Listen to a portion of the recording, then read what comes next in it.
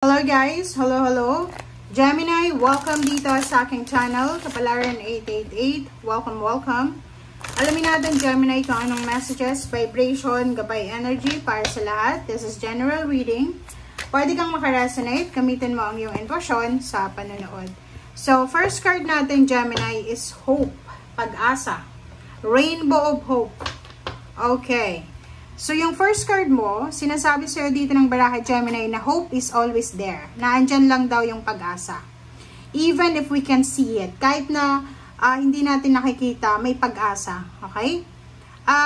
Sinasabi ng baraha na yung pagiging positive natin sa buhay, yung pagiging optimistic natin, ay makakatulong yan sa atin. Okay? Ay makakatulong yan sa atin para baguhin yung negative situation into a positive one, Gemini. So, sinasabi ng baraha na kailangan natin na, kumbaga, maging positibo sa buhay. Okay? Hindi ko alam kung bakit, pero yung mga zodiac signs sa ngayon, yung mga reading, ay yung iba sa inyo, sobrang helpless and hopeless. So, if ever yun yung pakiramdam mo, if you are hopeless, if you're helpless, isipin mo na may pag-asa. Isipin mo na may liwanag. Isipin mo na may rainbow of blessing sa parating. May negative, may positive dyan. So, be positive. Doon tayo sa positive. Huwag tayong masyadong mag-dwell doon sa negativity. Kasi wala yung magagawa sa atin.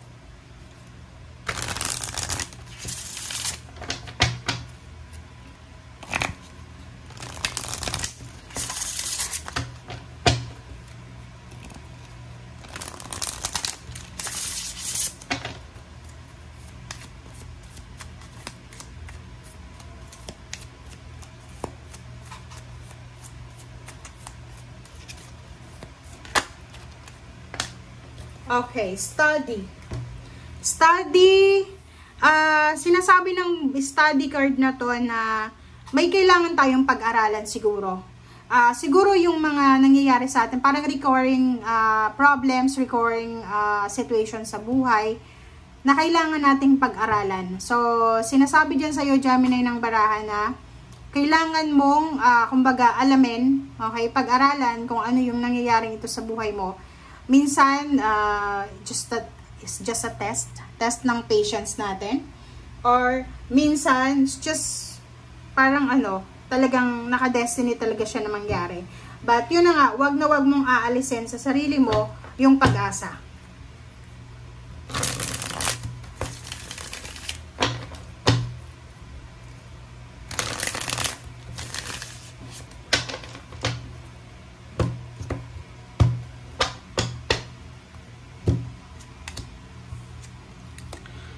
Okay, first two cards is 8 of Pentacles and 4 of Cups. Dito sa barahang to, sinasabi na meron sa inyo dito na posibleng naghihintay kayo ng trabaho. Maybe nag-apply ka ng trabaho or posibleng nag-aantay ka ng promosyon, salary increase, ng balita, or anything na hinihintay mo. Paki-comment sa comment section if you're resonated.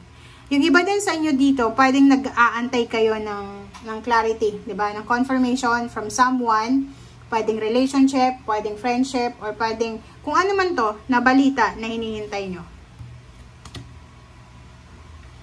Okay, Knight of Pentacles. And next card natin is Knight of Pentacles and 9 of Wands. Dito sinasabi ng baraha sa'yo na sobrang pagod ka na, okay?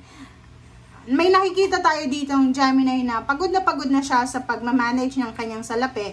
Pagod na sa pag-a-apply ng trabaho, sa paghihintay kung kailan ba papasok sa trabaho, naghihintay ng visa, ng government papers, or anything na hinihintay niya. Pagod na siya. Or pagod na siya sa kakahintay kung kailan ba papasok yung financial new beginnings na to, kailan ba darating yung pera, retirement, kung ano man siya na hinihintay mo. And yung iba sa inyo dyan, medyo natatakot na kayo. Natatakot na kayo na baka hindi na siya dumating eh. Baka hindi ito dumating, baka hindi ako pala rin, parang ganon. So, comment down below, Gemini, if you resonated. Ace of Swords. Wow. Oh, tingnan mo. Sinasabi ng baraha, hindi ka dapat nag-aalala. Hindi ka dapat natatakot kasi ang Ace of Swords is all about news, all about communication. Pwedeng may dumating na, maybe 3 years, 3 decades ka na, or 3 months, 3 days mo nang hinihintay ito na pwedeng dumating na sa ngayon. And maybe this is the contract, visa, or anything na karma to para sa'yo. So, Gemini, sinasabi ng baraha sa'yo dito na lahat ng paghihintay ay worth it. Diba? So, nakikita ko sir dito na yung future mo ay nagsasabi sa'yo na sobrang maganda, sobrang sigurado. And sinasabi din sa'yo, Gemini, ng baraha na huwag kang panghinaan ng loob kasi ganun talagang buhay. Hindi natin makukuha ang gusto natin sa gusto nating oras. May gusto tayong, like for example, may winamanifest tayo. Hindi natin yun agad-agad makukuha sa panahon na gusto natin. Kailangan nating maging patient. Kailangan nating magtiyaga, maghintay. Kasi wala tayong control dito sa mundong ibabaw.